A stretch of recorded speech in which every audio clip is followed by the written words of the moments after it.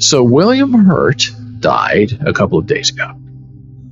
Wonderful actor, probably not a great person. Was married early to Mary Beth Hurt, and then he had a couple of kids with another woman, and they broke up, and then he had a relationship with Marlee Matlin that we're going to discuss in just a moment. So he won an Oscar for Kiss of the Spider Woman, and he was nominated 4 times, and one of those times was the movie Children of a Lesser God.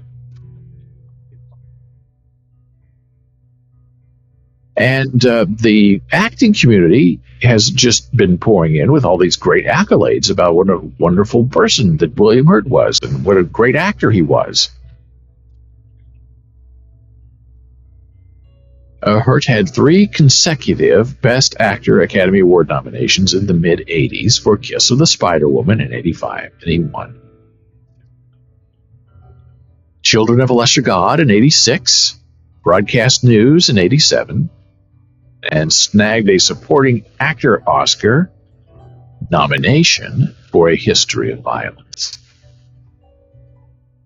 So all that's great. We know that William Hurt is a great actor. But what kind of person was he off screen? Now, some people say, and we've had this discussion many times here, that it doesn't matter. If somebody beats their wife or sleeps with their child or abuses a teen underage, none of that matters, these people say, because the only thing that matters is the art. Judge the person on the art. The art stands alone from the person. You cannot reliably criticize an artist for his personal life based on, let's say, a sculpture or a role in a play or a scene in a movie. If you want to judge them on their personal life, judge them on their personal life. So you have to, I guess they suggest, as an audience member, as an observer of the art, it is your responsibility to, in your mind, separate the person from the object, the creation. And that's difficult for some people. I mean, you hear the stories about Woody Allen and his kids, and you hear the story you're going to hear about William Hurt, Marlee Matlin.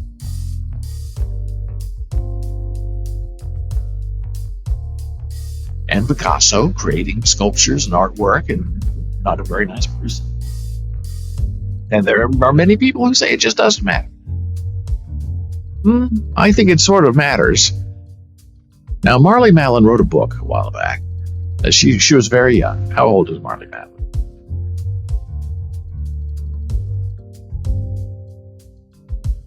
She's 56. And William Hurt just died at 71. So there's, what, a 14-year difference?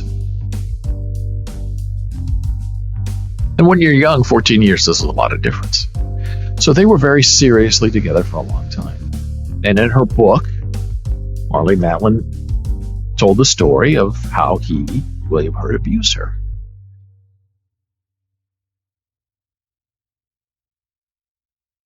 And this is the news talking about that, which I sort of appreciate, that people are not shy because they remember her story about William Hurt. So all these people are saying, oh, he's just the greatest actor ever. Okay, maybe. But what kind of person was he when he wasn't on screen? Because people act for a limited amount of time, and then they become the real person they are off stage.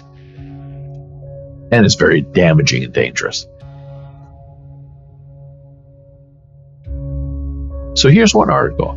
Marlee Matlin reacts to ex-William Hurt's death after abuse allegations.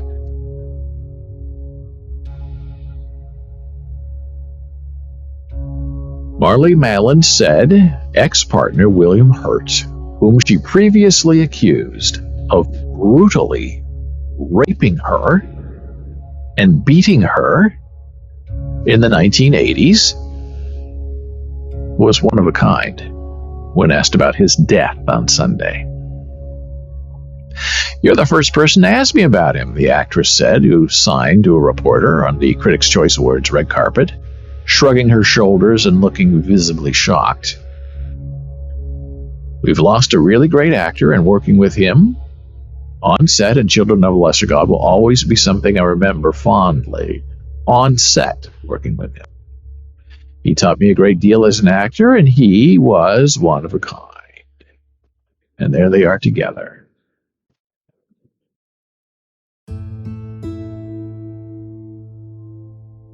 And there she is now. And I guess he died of prostate cancer, his son said.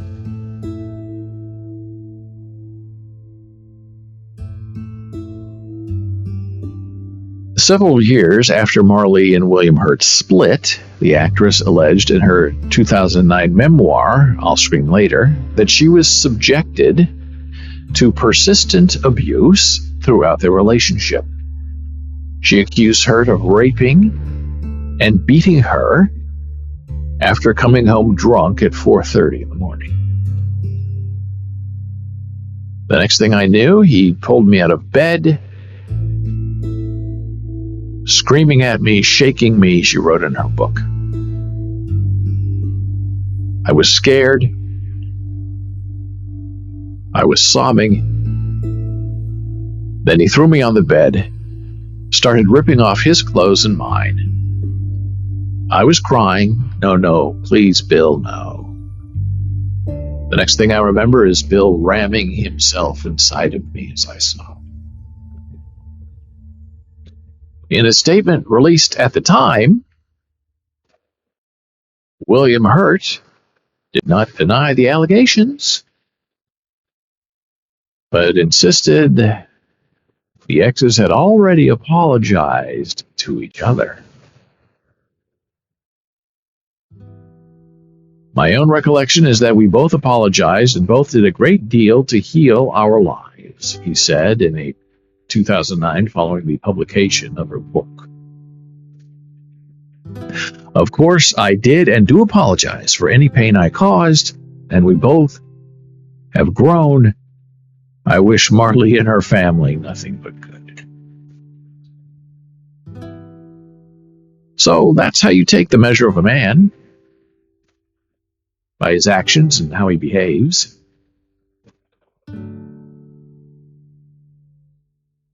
And sometimes people don't behave very well. And I remember reading Marlee's book, and it's very shocking and very difficult to swallow.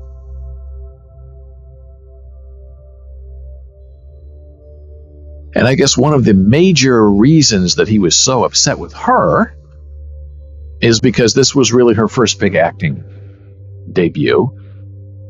She had done regional theater in California. Big star, beautiful, smart, talented. And she was brought in for Children of a Lesser God to play Sarah in the movie. I believe Phyllis Frelich played the role on Broadway.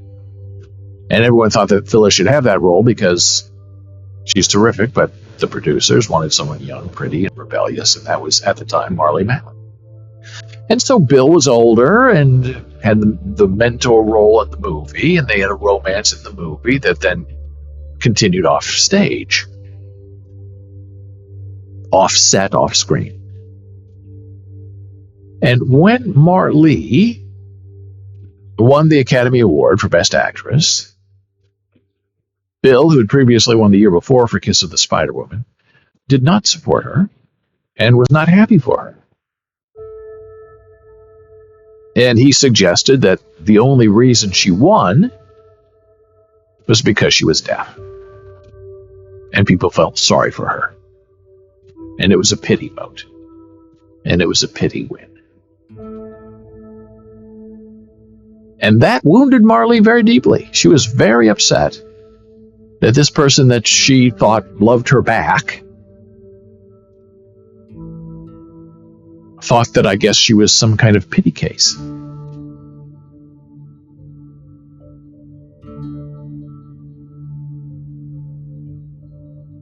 And it makes it difficult to respect the man on screen when you know the man off screen is saying those kind of things to the woman that he loves and then abusing her and raping her. Now, I remember all of this vividly because in the mid-'80s, I was let's see, what did I do? Oh, where did I do with the paper? I was reviewing movies for a local television station in Lincoln, Nebraska.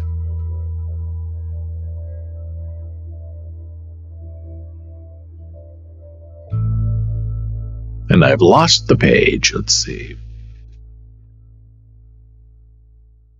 Television, kidding around, Boles full. Okay, and then it has to be Boles full 2 for some reason. I took out the... So I would review movies, and all those movies that Bill Hurt was in, I had reviewed at the time.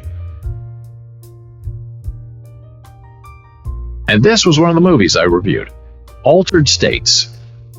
And this is the movie poster that I had in the basement of a university medical school. I still have this poster somewhere. Dr. Jessup floats naked in total darkness. The most terrifying experiment in the history of science is out of control, and the subject is himself. And there's William Hurt upside down with all of these electrodes attached to his face as he's in kind of a salty pool. And the movie is called Altered States, starring William Hurt, Blair Brown, if you can remember her, she's great, Bob Balaban, and Charles Hayde. Charles Hayde went on to star in NYPD Blue. Blair Brown, I believe, starred in her own TV series, The Days and Nights of Molly Dodd. And it was a Ken Russell production, so it was very odd. And it was based on a story by Patty Chayefsky. So I was a big Bill Hurt fan. I respected his work. I thought he was very interesting. I appreciated him. And then as you get to know the person through the work and through reports of offstage behavior, you have to reevaluate where you're coming from. And you have to rethink how you thought about someone. Is Bill Hurt a hero, or is he... there's something else? And in death, is he absolved of all of the terrible things that he perpetuated on people? And I don't believe it was just Marlee Matlin. There are other stories of drinking and violence and infidelity that people just tend to pass off and say, oh, that's just how actors are. But is that how actors should be? And there are some people who believe, look, all actors are broken. If they were normal people in the mainstream, they wouldn't be actors. There's something inside of them that needs to be fixed. As the great writer and director Mike Nichols of Nichols and May told me once, every actor who comes to New York is out to prove something to their parents, that they are a worthwhile person. And he said, once you know that, then it's very simple to understand the rest of them and where they're coming from and what it means to them. So I thought that was very interesting analysis, and I appreciated that very much. Because I guess we really can't know a person by just knowing them. Because we can't really know them if they're an actor, because they're good at hiding.